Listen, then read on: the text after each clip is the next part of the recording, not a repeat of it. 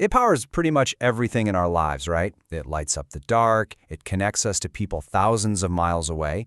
But how many of us actually know how it works? It's kind of like magic.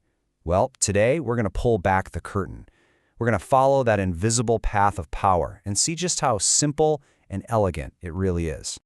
And we're going to start with something we've all got lying around in a drawer somewhere, a flashlight. Super simple, right? Its whole job is just to make light. But don't let that fool you. Inside this little tube is a perfect, tiny version of the exact same system that powers our entire world.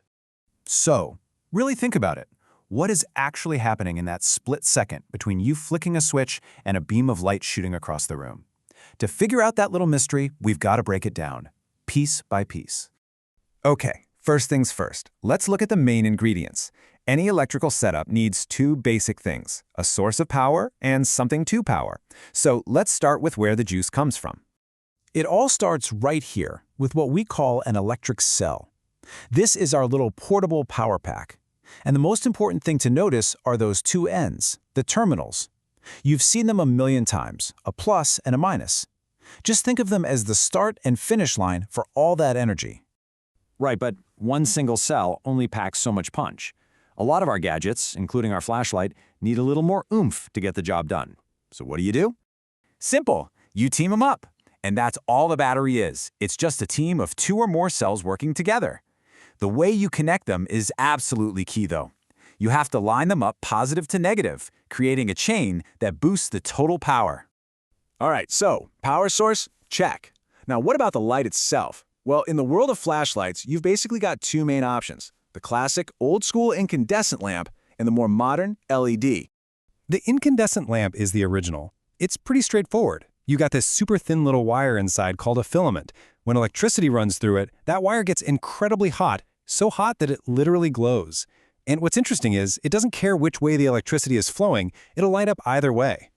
And now for the new kid on the block, the LED, or light-emitting diode. You'll find these in pretty much every modern flashlight. Why? Because they're way more efficient, they last forever, and they come in all sorts of colors. But, and this is a big but, they work completely differently.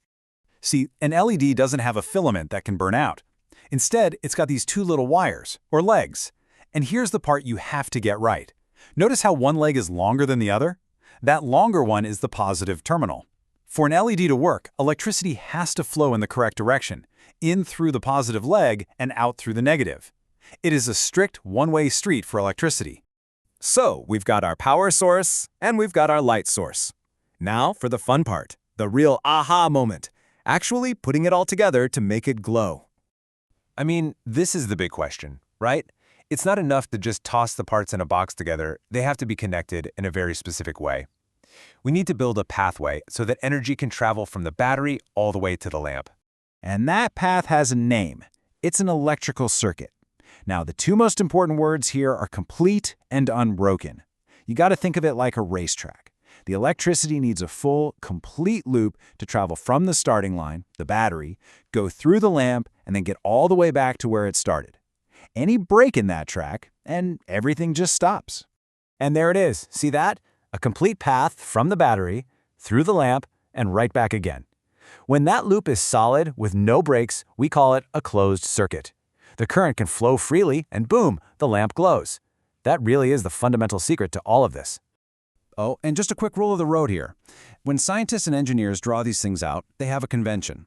They say the current flows from the positive end of the battery all the way around the circuit and back to the negative end. Just something to keep in mind. Okay, but a light that's on all the time isn't very useful, is it?